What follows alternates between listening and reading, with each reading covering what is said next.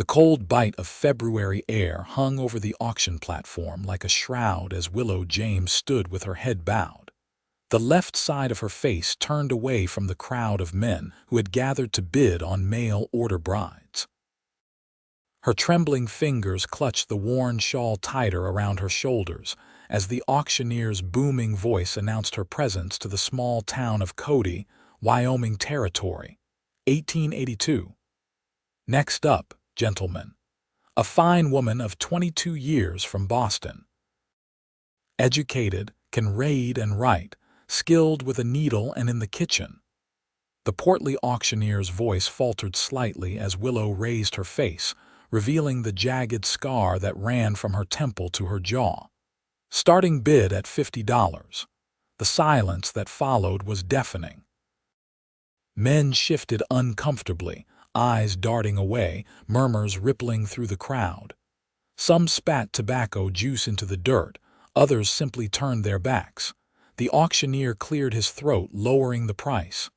$40, $35. Nothing but the whistle of wind through the wooden buildings of Cody answered him. At the back of the crowd, Noah Irving watched, his weathered hat pulled low over his eyes. He hadn't come to bid on a bride. He'd come to town for supplies, but something about the woman's dignified stance, despite her obvious humiliation, stirred something deep within him. $20. Surely she's worth 20. The auctioneer was growing desperate, his commission slipping away with each moment of silence. Noah's hand moved to the leather pouch at his belt, the savings of 5 years' hard work on his small ranch outside town. He'd been saving for a new stallion, better fencing, perhaps even expanding his modest cabin. Anyone? $15. The auctioneer looked pained now.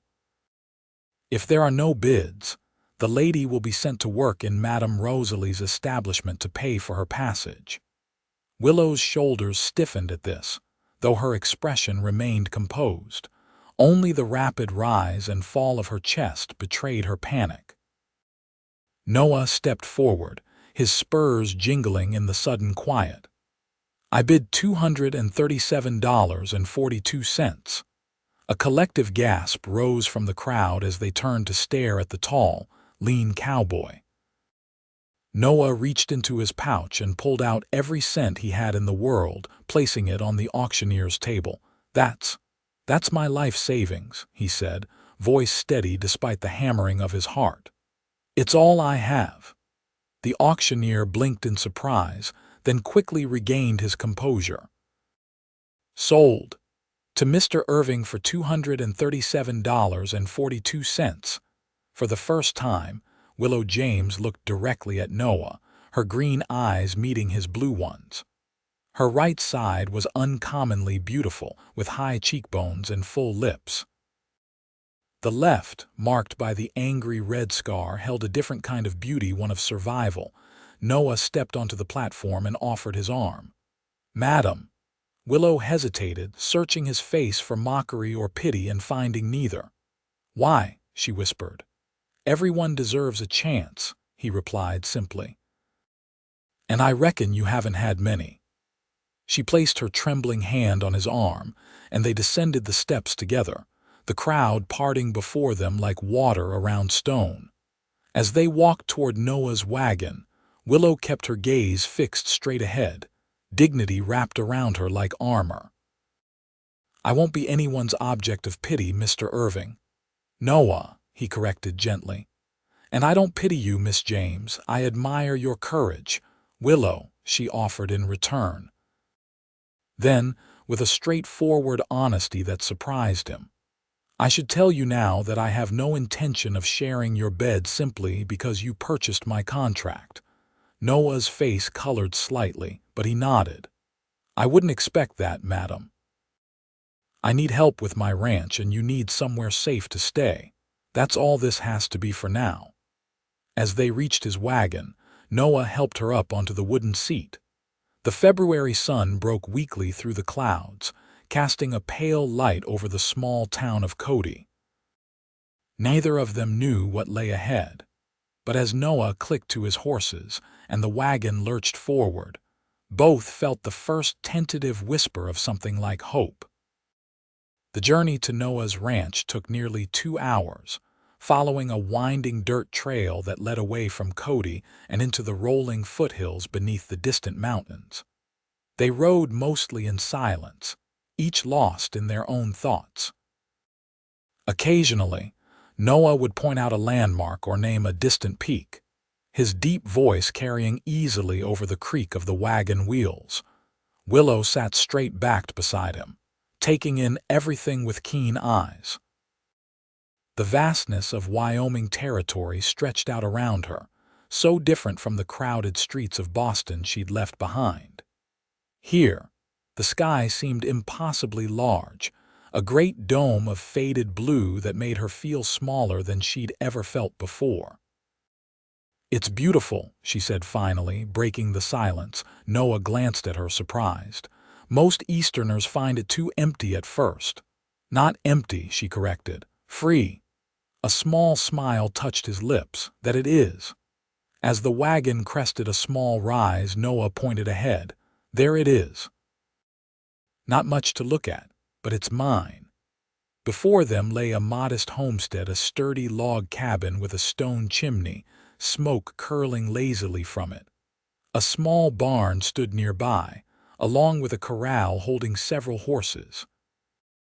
Fields stretched out on one side, now dormant in winter's grip, and a creek wound its way along the property's edge. It wasn't grand by any measure, but there was something solid and honest about it that appealed to Willow immediately. "You live here alone?" she asked, noticing how well kept everything appeared for a bachelor's dwelling. Noah nodded.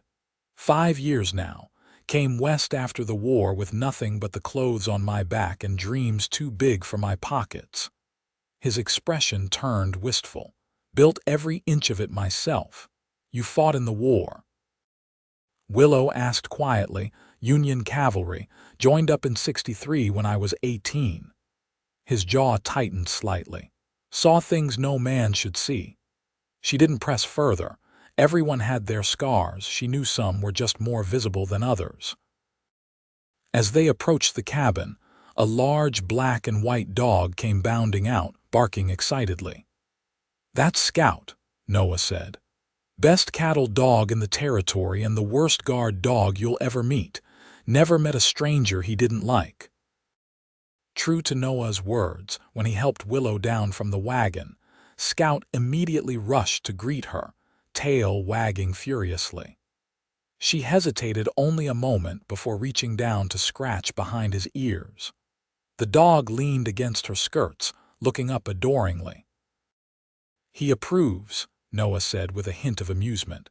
"That's a good sign." He carried her small trunk to the cabin door, then paused awkwardly. "I, only have the one bedroom. I'll sleep in the main room until I can build on another room come spring." Willow shook her head. "I won't displace you from your bed, Mr. Irving." "Noah," he reminded her gently, "and it's no trouble.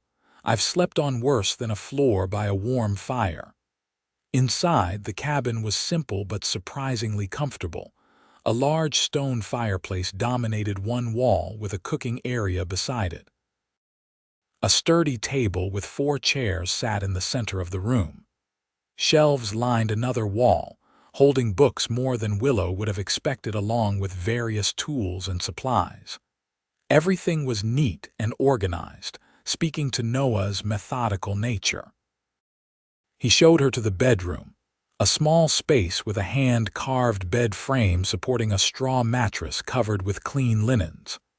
A chest of drawers stood against one wall, and a small window looked out toward the distant mountains.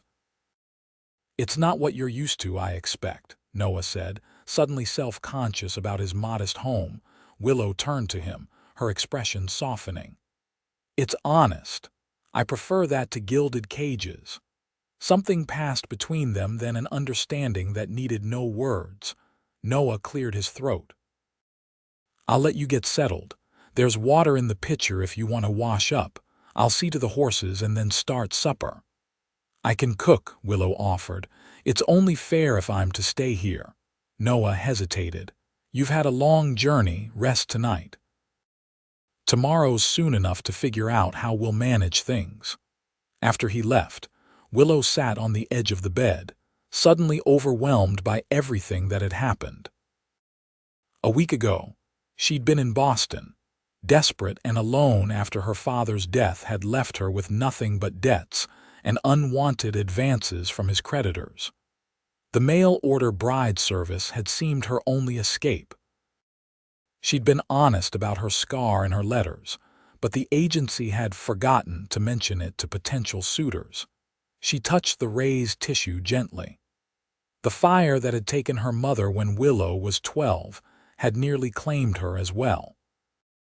She'd long ago accepted the scar as part of her, but the world had not been so accepting. Yet this stranger, this quiet cowboy, had spent everything he had to save her from a fate she couldn't bear to contemplate. Why? What did he expect in return? She unpacked her meager belongings, placing her few dresses in the chest of drawers. At the bottom of her trunk lay her most precious possession, a small portrait of her parents on their wedding day. She placed it carefully on top of the chest, her mother's smiling face bringing both comfort and sorrow. By the time she emerged from the bedroom, Noah had returned and was preparing a simple meal of beans, salt pork, and biscuits. He worked with the efficiency of a man accustomed to caring for himself, his movements economical and practiced. "Can I help?" Willow asked, hovering uncertainly by the table. Noah glanced up. "You could set the table if you like. Plates are on that shelf."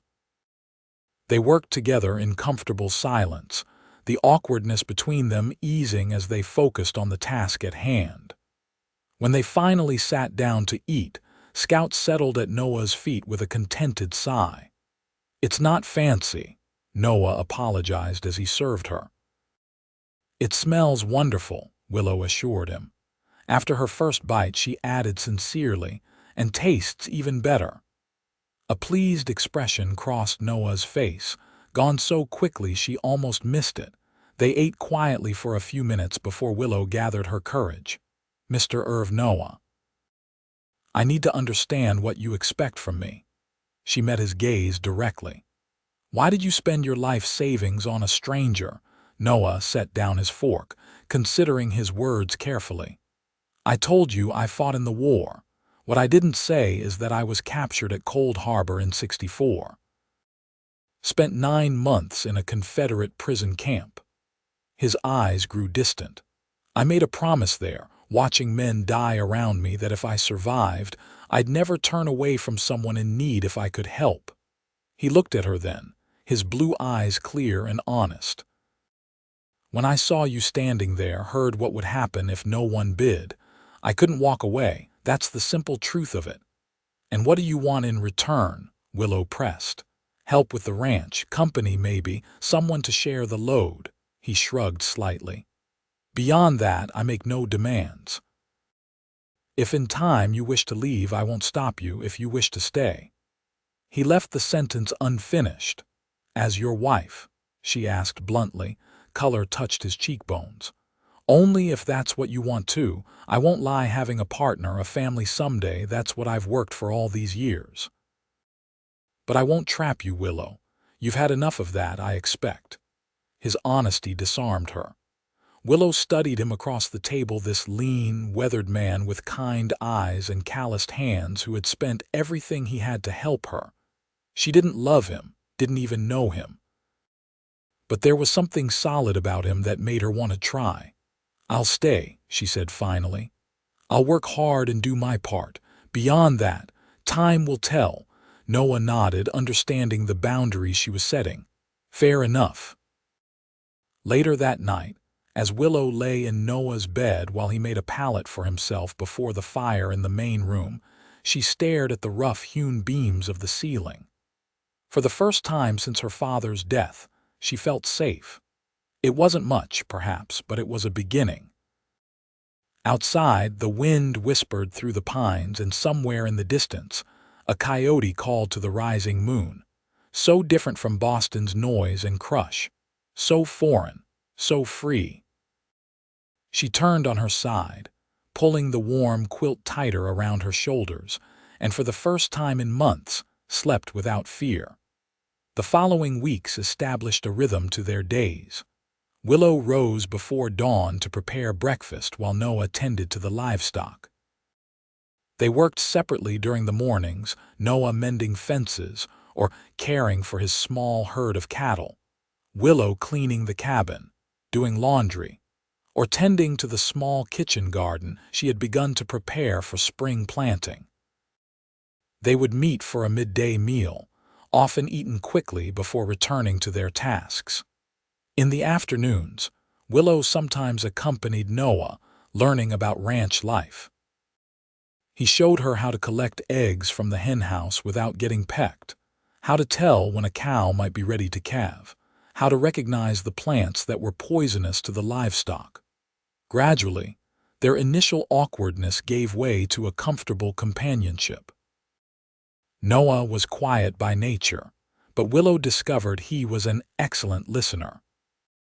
In the evenings, as they sat by the fire, she would sometimes tell him about her life in Boston, her father's bookshop, where she had spent countless hours reading everything she could get her hands on. Her mother's gentle guidance before the fire had taken her, the increasingly desperate years after as her father's health and business declined. Noah shared less readily, but piece by piece, Willow learned his story too. The son of a Pennsylvania farmer, he joined the Union Army with dreams of adventure, only to find horror instead. After the war, unable to face returning home where too many young men never would, he had drifted west. He had worked as a ranch hand, a trail cook, even briefly as a deputy in a small Kansas town before winning his land in a poker game, the only time I ever got lucky with cards, he admitted with a rare smile. One evening in late March, as a spring storm lashed rain against the cabin windows, Willow finally asked the question that had lingered in her mind. "Have you ever been married before?" Noah looked up from the bridle he was mending. "No, came close once back in '69. A shopkeeper's daughter in Cheyenne." His expression grew distant. Sarah was her name, pretty little thing with honey-colored hair. "What happened?" Willow asked softly. "Cholera outbreak. Took her and her whole family in less than a week." He focused intently on the leather in his hands. "After that, I kept to myself mostly. Seemed safer that way." Willow understood then why he lived so far from town, why he rarely spoke of friends or neighbors. Like her, he had learned that loss was often the price of connection. "I'm sorry," she said simply. Noah nodded, acknowledging her sympathy without looking up. After a moment he asked, "And you, was there someone before you came west?" Willow's fingers stilled on the shirt she was mending. "There was a young man, Thomas Blackburn. My father approved. He was kind, from a good family." She hesitated. "Then came the fire.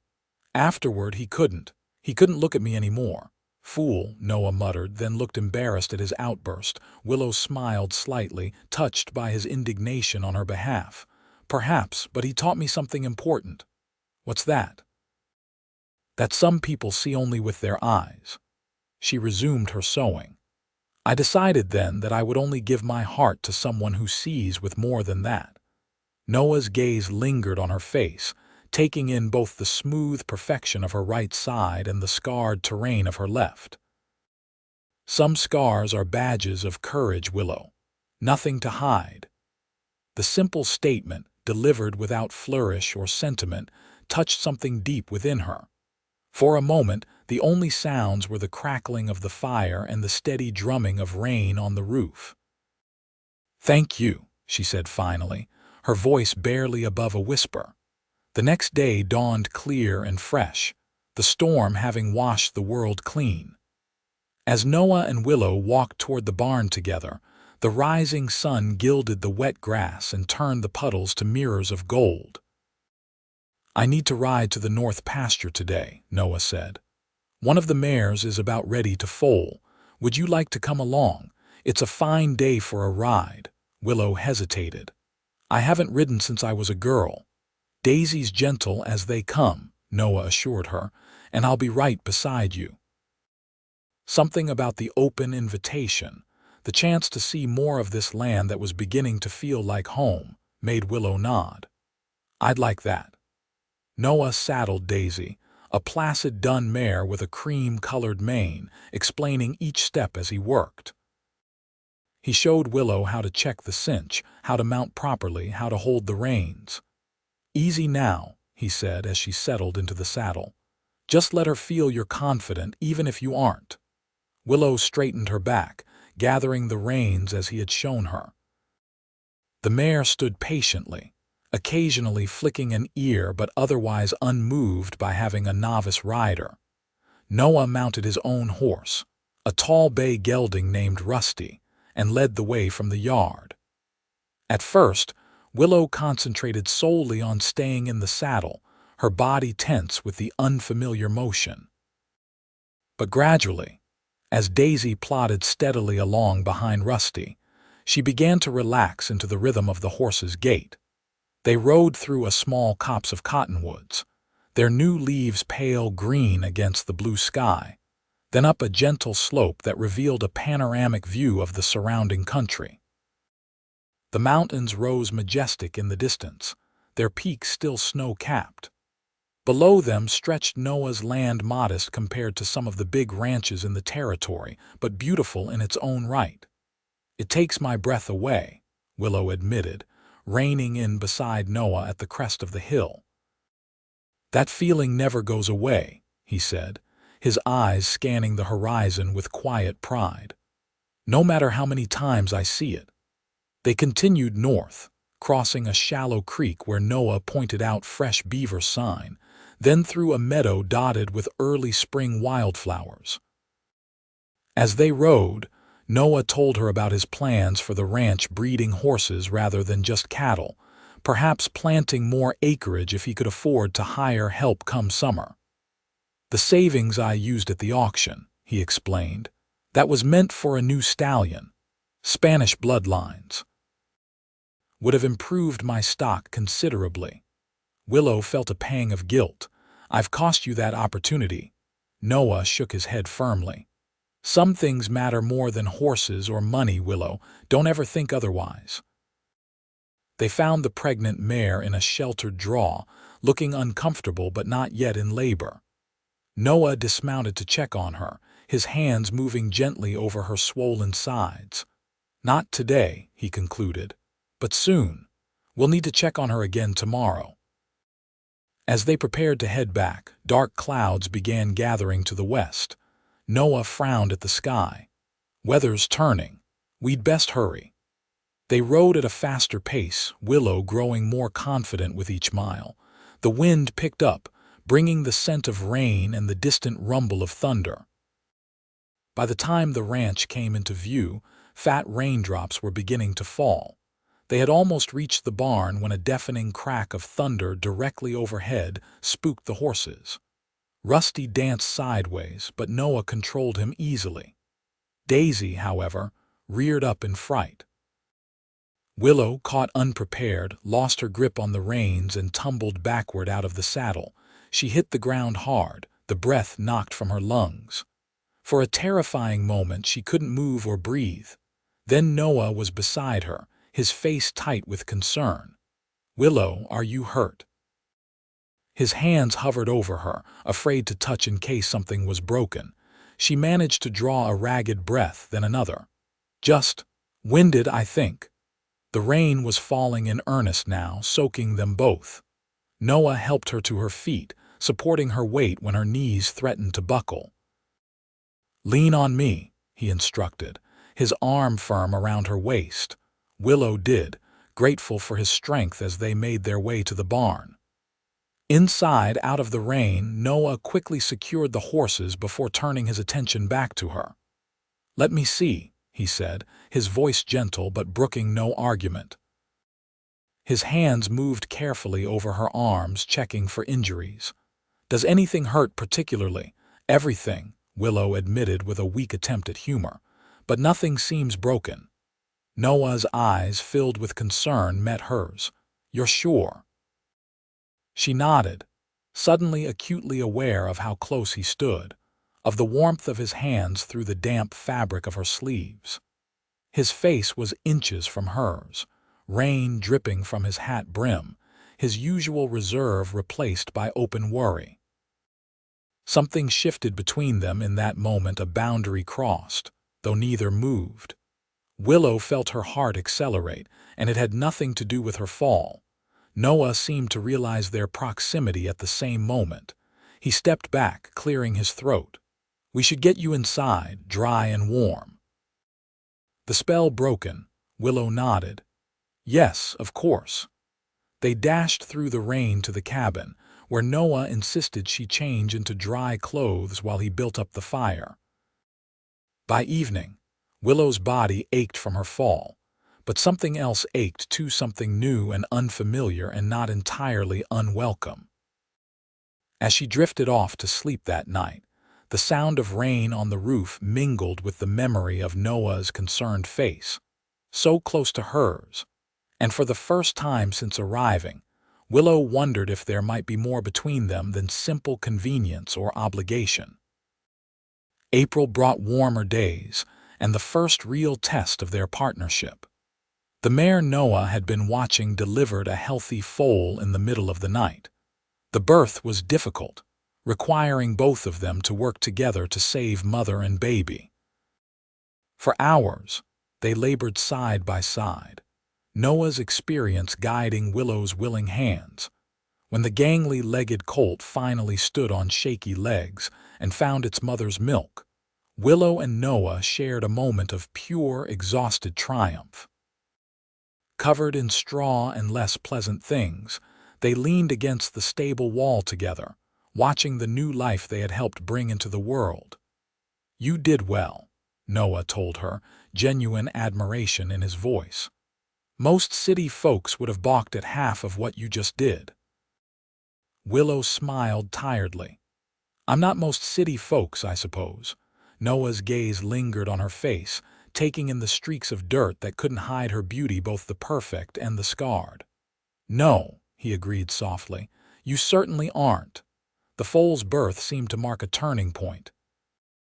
Willow began taking on more responsibility around the ranch, no longer just helping but actively participating in decisions.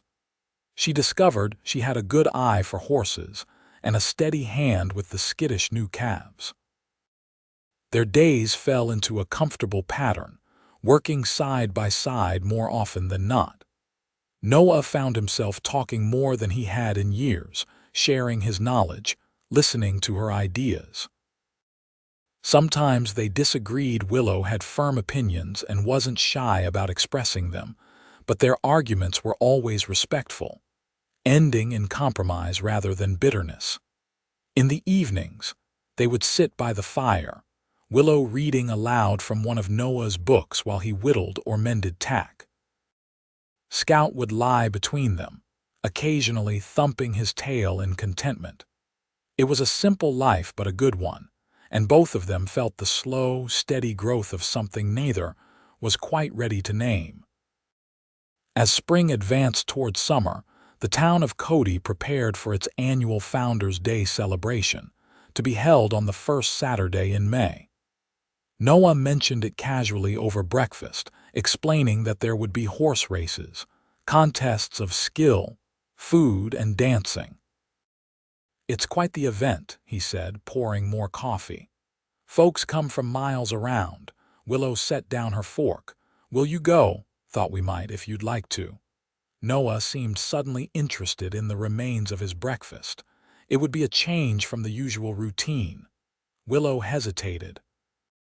She hadn't been to town since the day of the auction, hadn't faced those who had seen her rejected and unwanted. The thought made her stomach tighten with anxiety. Noah, perceptive as always, caught her expression. We don't have to. It was just a thought. No, Willow decided, straightening her shoulders. I'd like to go. It's time I stopped hiding. The day of the celebration dawned bright and clear. Willow dressed in her best dress, a cornflower blue that brought out the green of her eyes. She hesitated before the small mirror in their bedroom, studying her reflection. Over the past months, the Wyoming sun and wind had brought color to her cheeks and lightened her dark brown hair with golden streaks. Hard work had strengthened her slender frame. She looked healthier, more vibrant than she had in years. The scar, of course, remained unchanged. 5 years had softened it somewhat, turning the angry red to a silvery pink, but it still pulled at the corner of her left eye and twisted her smile on that side. Willow had grown accustomed to it, had even made peace with it, but today, facing the prospect of town and strangers, old insecurities resurfaced. A knock at the door interrupted her thoughts. "Willow, wagon's ready whenever you are." She took a deep breath, squared her shoulders, and opened the door.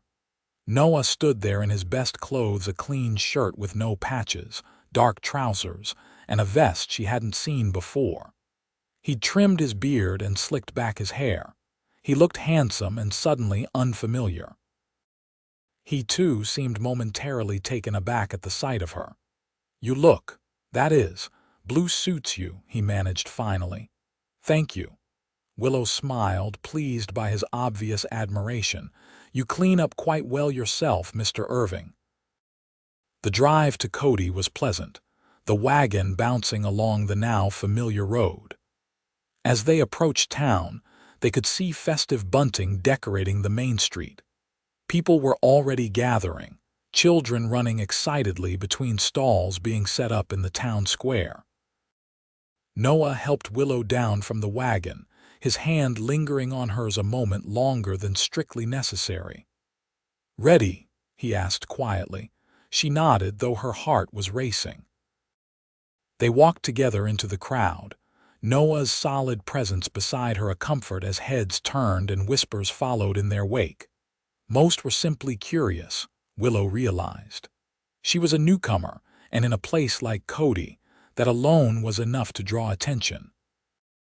A few gazes lingered on her scar, but most moved politely to her eyes after the initial surprise. Noah introduced her to people he knew: the blacksmith, a rancher and his wife from the next valley over, the town doctor. Each nodded politely, some with genuine warmth. Noah never used the term wife, introducing her simply as Miss Willow James, who's helping me run the ranch. But his protective stance beside her made their arrangement clear enough.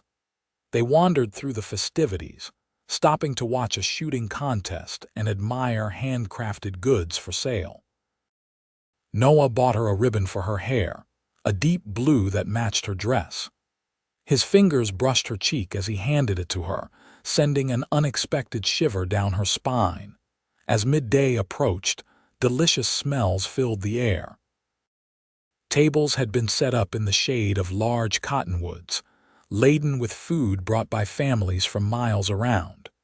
Noah and Willow found spots at one of the tables, joined by the blacksmith, Samuel Tucker, and his jovial wife, Martha. "So you're the gal Noah outbid everyone for," Martha said bluntly, but her eyes were kind. "Caused quite the stir, he did. Never seen old Noah here part with 2 cents he didn't have to, then suddenly he's throwing around his life savings." "Martha," Samuel admonished gently. "What, it's true." Martha turned back to Willow. "Half the town's been wondering about you ever since. How are you finding ranch life, dear? Must be different from back east." "It's been an adjustment," Willow admitted, "but a welcome one. Noah's been very patient." "He's a good man," Martha said with a knowing nod. "One of the best, though he'd never admit it. Helped Samuel when he broke his arm last winter, did all his smithing work for free until he healed." Noah looked uncomfortable with the praise.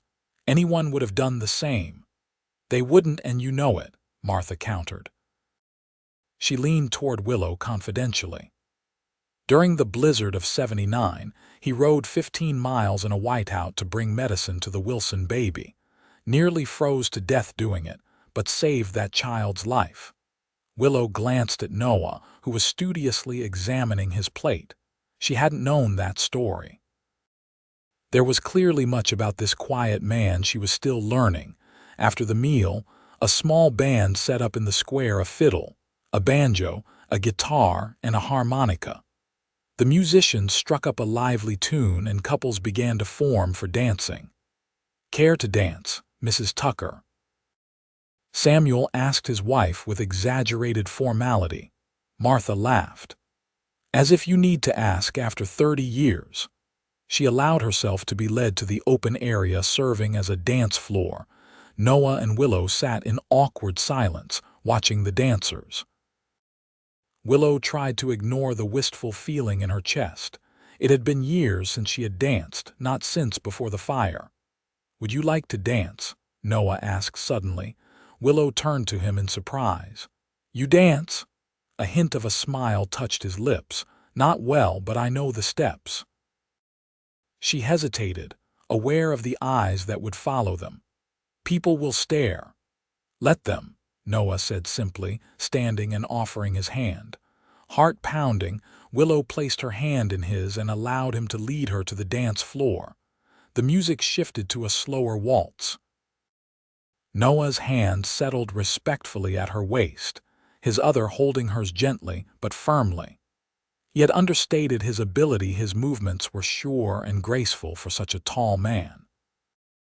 Willow followed his lead, their bodies finding a natural harmony as they moved together across the packed earth of the square. "You're very good," she murmured, surprised. "My mother insisted all her sons learn," Noah explained. "Said it was the mark of a gentleman." Willow smiled at the image of a young Noah dutifully practicing dance steps. "How many brothers do you have?" "Had 3. Only Caleb survived the war." A shadow crossed his face. "He's in Oregon now, has a family, a good life. You don't speak of him often." Noah's gaze was distant. "We had different paths to walk after the war. He needed to build something new. I needed to find something I'd lost." "And did you find it?" Willow asked softly. His eyes refocused on her face, something unnamed but powerful in their blue depths. "I'm beginning to think so." The music seemed to fade around them, the other dancers becoming indistinct. For a suspended moment, there was only the two of them, moving together in perfect synchronization. Then someone bumped into them, a heavy-set man who had clearly been enjoying the contents of his flask too enthusiastically. He staggered, catching himself on Noah's shoulder. "Pardon," he slurred, then did a double take as he caught sight of Willow's face. "Well, look at that. It's the scar-faced mail-order bride. Wondered who'd take you home." He leered unpleasantly. "How much did Irving here have to pay for damaged goods?" The words hit Willow like a physical blow. She stepped back, her face burning with humiliation. Noah's expression hardened instantly. His hand dropped from Willow's waist as he turned to face the drunk. "Apologize to the lady." The man snorted. "Lady, that's generous." Noah moved so quickly Willow barely saw it happen. One moment the man was standing, the next he was on the ground, blood streaming from his nose, Noah standing over him with fists still clenched. "Noah," Willow gasped. The music screeched to a halt. People backed away, forming a circle around the confrontation. The drunk struggled to his feet, rage replacing his earlier mockery. "You'll pay for that, Irving," he snarled, lunging forward. Noah sidestepped easily, letting the man's momentum carry him stumbling past. "You're drunk, Johnson. Go home before you make a bigger fool of yourself." Johnson spun around, reaching for something at his belt. Metal gleamed in the sunlight, a knife. "No," Willow cried as Johnson charged again. Noah dodged, but not quite fast enough.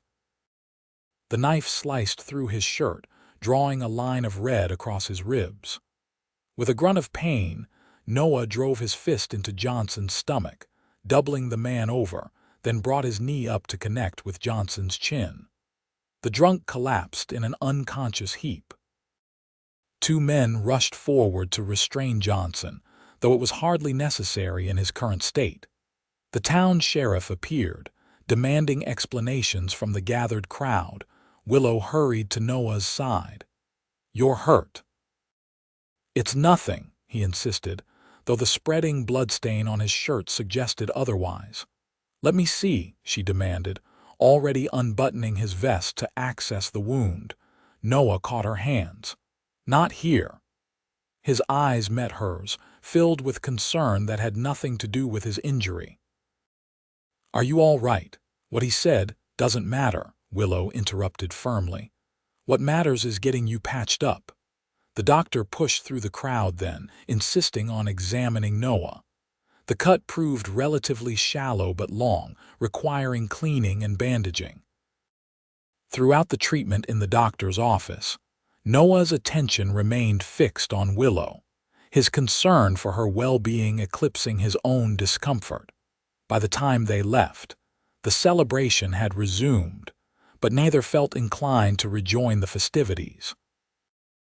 Noah insisted he could drive, despite Willow's protests, and they headed home in silence, each lost in their own thoughts. Back at the ranch, Willow helped Noah change the bandage, her fingers gentle as she cleaned the wound again with warm water and applied the salve the doctor had provided. "You shouldn't have done that," she said quietly as she worked, fighting over words. They weren't just words. Noah's voice was tight, partly from pain and partly from suppressed anger. "He insulted you. I've heard worse." Noah caught her wrist, stilling her movements. "That doesn't make it right, Willow." She met his gaze, seeing the intensity there, the protective fire that had driven him to defend her honor. "No man has ever fought for me before," she admitted softly. "Then you've known the wrong men." The simple statement hung between them, weighted with meaning.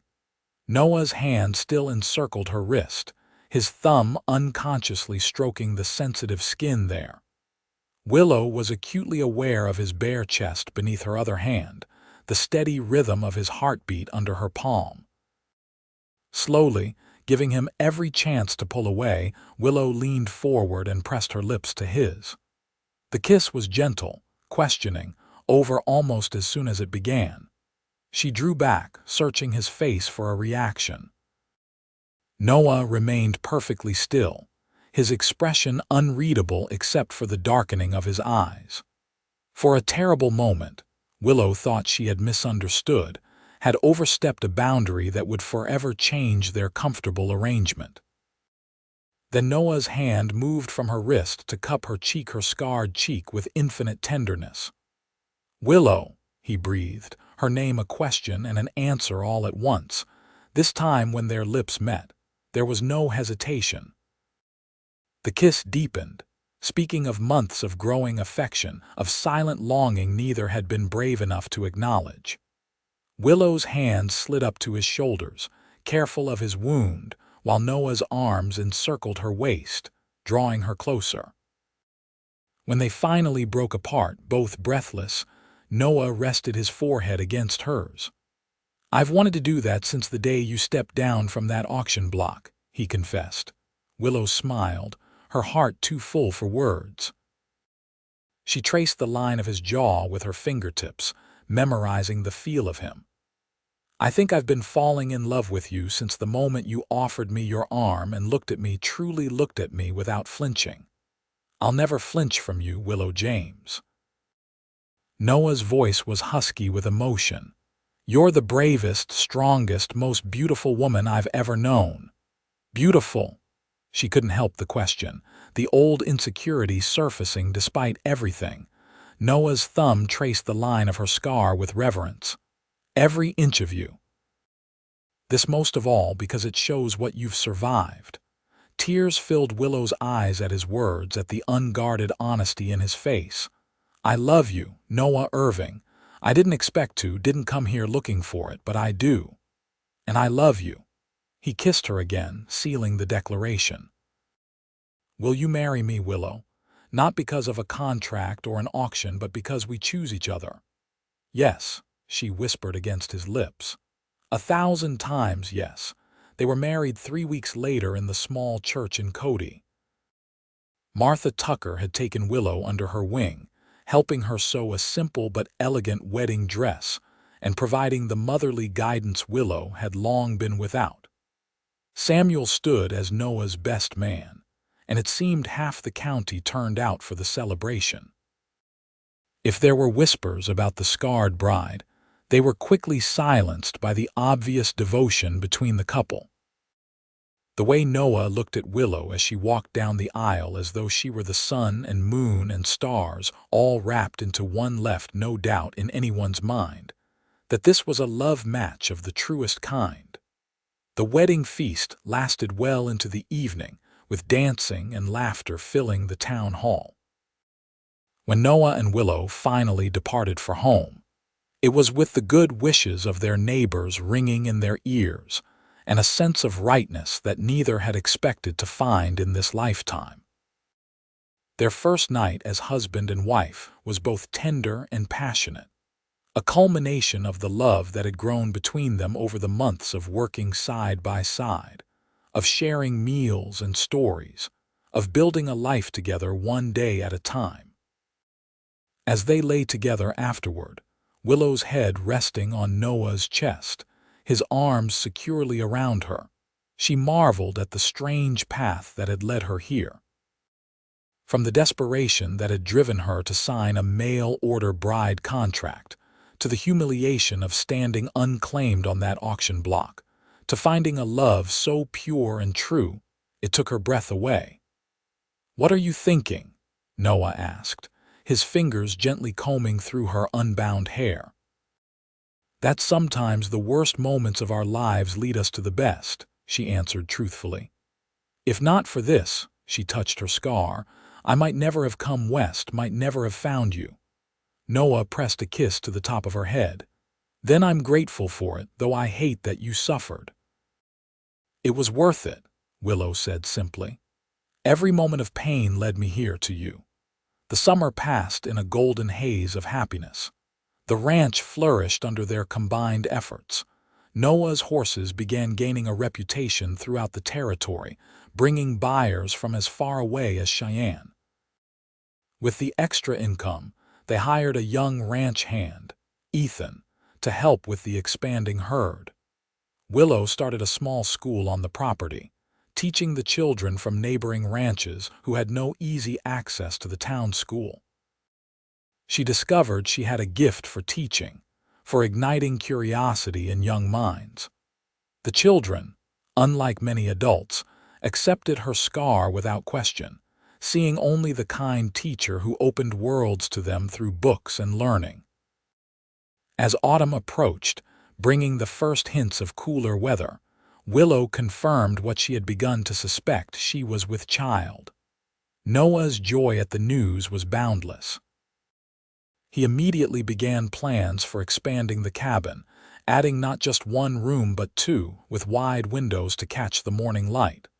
"For the baby," he explained as he showed her his drawings. "And maybe more after, God willing." Willow placed her hand over his, guiding it to her still flat stomach. "Our child will never know rejection or cruelty, Noah, not if we have anything to say about it." "Never," he agreed fiercely. "Our children will know only love and acceptance no matter what." The winter of 1883 was harsh, with blizzards sweeping down from the mountains and temperatures that froze the creek solid. But inside their expanded cabin, with a hearty fire burning and love warming the space between them, Willow and Noah created a haven against the elements. As Willow's body changed, growing round with their child, Noah's wonder and devotion only increased. He would spend evenings with his hands spread across her belly, feeling the baby's movements, his face alight with awe at the miracle they had created together. Their son, William, was born on a crisp March morning in 1883, with Martha Tucker serving as midwife. The labor was long but uncomplicated, and when Noah first held his son, tears streaming unashamedly down his face, Willow knew she had found the family she had always longed for. William was followed 2 years later by a daughter, Emma, with Noah's blue eyes and Willow's determined spirit. The ranch continued to prosper, with Noah's breeding program producing horses sought after throughout the West. They added more acreage, built a larger barn, hired additional hands. Willow's school grew as well, eventually moving from the ranch to a proper schoolhouse built halfway between their property and Cody, making it accessible to more children.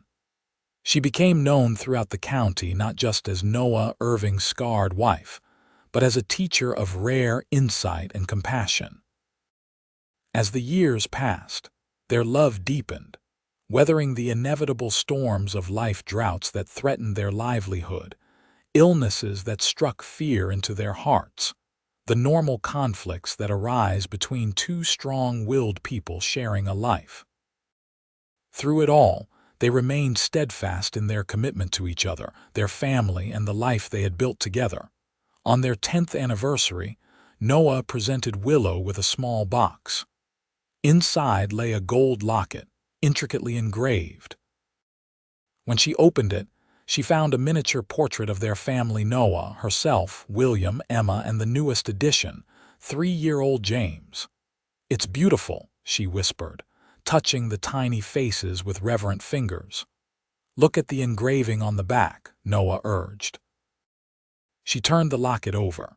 There, in flowing script, were the words, "For Willow, who taught me to see with more than my eyes." Tears filled Willow's eyes as she recognized her own words from so long ago, spoken by the fire on a rainy night when they were still learning each other's hearts. "You remembered." "I remember everything about you," Noah said simply. "Every word, every smile, every moment of these 10 years. He took her hands in his thumb brushing over the wedding ring he had placed there a decade before. "That day at the auction, when I saw you standing there, so proud despite everything, I thought I was saving you." His voice roughened with emotion. "But the truth is, Willow, you saved me. From loneliness, from a half-lived life. You made me whole in ways I never knew I was broken." Willow cupped his beloved face between her palms. The years had added silver to his temples, lines of laughter around his eyes, but he was still her Noah, still the man who had seen beyond her scars to the woman beneath. "We saved each other," she corrected gently. "And we'll keep on saving each other every day, for all the days we have left."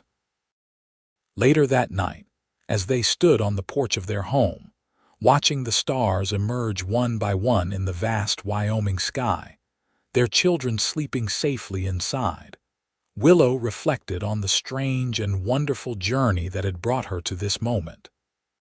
From the frightened, rejected woman on the auction block to the confident wife, mother, and teacher she had become. From the lonely, guarded cowboy who had offered his life savings for a stranger to the open-hearted family man beside her. Noah's arm slipped around her waist, drawing her against his side. "Penny for your thoughts, Mrs. Irving."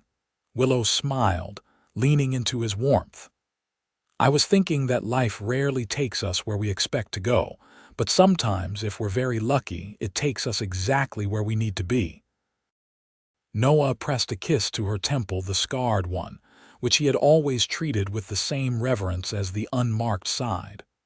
"Home," he said simply, and in that word was everything: their past, their present, their future, the life they had built together out of an unexpected beginning. The love that had grown from the most unlikely of seeds. "Home," Willow agreed, turning in his arms to face him, her heart as full as it had ever been. "Always and forever with you." As the stars continued their ancient dance overhead and the wind whispered through the pines, Noah and Willow Irving stood wrapped in each other's arms, two souls who had found in each other not just love, but redemption, healing, and the courage to face whatever life might bring together. And in the years that followed, as their children grew and their ranch flourished, as Cody transformed from frontier town to established community, As the century drew to a close and a new one began, they remained each other's constant, each other's home. Their love story, begun in a moment of desperation and compassion on an auction block, became the stuff of local legend, the scarred woman no one wanted, and the cowboy who had seen in her what others could not. But to Willow and Noah, it was simply their life, imperfect and challenging and beautiful beyond measure. A life built on seeing past surfaces to the heart beneath, on finding beauty in unexpected places, on the understanding that sometimes our deepest wounds lead us to our greatest healings. It was, in the end, exactly the life they were meant to live together.